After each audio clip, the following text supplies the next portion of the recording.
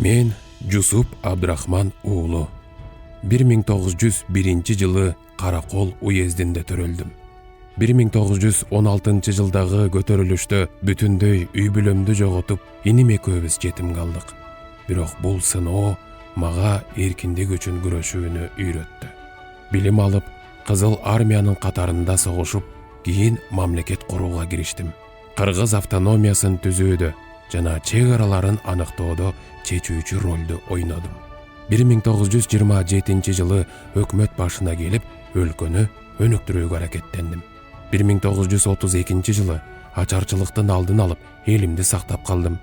Коңшу өлкөлөрдөн качкан 100 миңдеген адамдарга да жардам бердим. Бирок бул аракеттерим үчүн мен кызматтан четтетилип, акыры репрессияга туш болдум. Кыргызстандын жаркын келечеги үчүн күрөшүп, акыркы күндөрүмө чейин өз ишенимимден тайган жокмун. Мен Кыргызстандын эгемендүүлүгү үчүн жанымды берген адамдардын биримин. Бул эркиндик кымбат баага түштү. Аны көздүн карегиндей сактагыла. Элиңер үчүн ак кызмат кылгыла. Мамлекетти бекемдеп өнүктүргүлө.